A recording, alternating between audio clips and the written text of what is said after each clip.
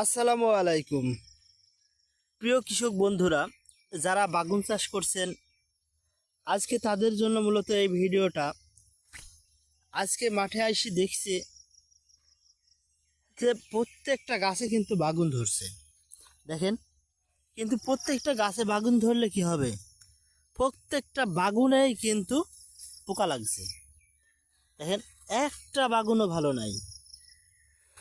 দেখেন, আরও দেখাচ্ছি, দেখেন, আপনারা দেখতে পাচ্ছেন যে ভিডিওতে প্রত্যেকটা গাছেই কিন্তু বাগুন। কত বাগুন!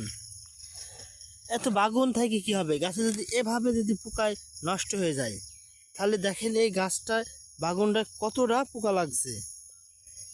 আপনাদের থেকেই পরামর্শ চাচ্ছি, দেখেন, আপনাদের থেকে পরামর্শ চাচ্ছি যে এই বাগুন পোকাকারী পোকা কিভাবে দমন করব। দেখেন, সব গাছে এই বাগুন, অথচ পোকায় জরাজীর্ণ হয়ে গেছে। কিভাবে এর প্রতিকার চাই আপনাদের থেকে? কোন কীটনাশক ব্যবহার করলে বাগুনগুলো এভাবে আর কানা করবে না, এক কথা নষ্ট করবে না? যদি কৃষকের ফসল ফলে, সেই ফসল যদি ক্ষতিগ্রস্ত হয়ে যায়, তাহলে কী লাভ? সেই ফসল হয়েই তো কোনো লাভ নাই। দেখতে পাচ্ছেন বাগুনের গাছগুলো কিন্তু যথেষ্ট পরিমাণ ভালো আছে, রোগবালাই কম, কিন্তু গাছে পোকা লাগে কিন্তু এভাবে নষ্ট হয়ে যাচ্ছে।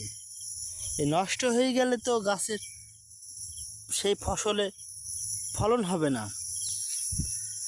আজকে কোনো কীটনাশকের নামই আমি বলবো না, আপনাদের থেকে জানতে চাই, আপনারা কে কোন জায়গায় থেকে আমার ভিডিওটা দেখছেন কমেন্ট করবেন। আর নতুন হয়ে থাকলে চ্যানেলটা সাবস্ক্রাইব করে দেবেন। ভাই, একটা কথা বলছি, আপনি যদি চ্যানেলটাকে সাবস্ক্রাইব করেন, আপনার কোনো পরিমাণ ক্ষতি হবে না, আপনার কোনো পরিমাণ টাকাও দেওয়া লাগবে না। যে আপনি চ্যানেলটা সাবস্ক্রাইব করছেন, টাকা দেওয়া লাগছে, তাহলে আপনি সাবস্ক্রাইব করতে অসুবিধা কী?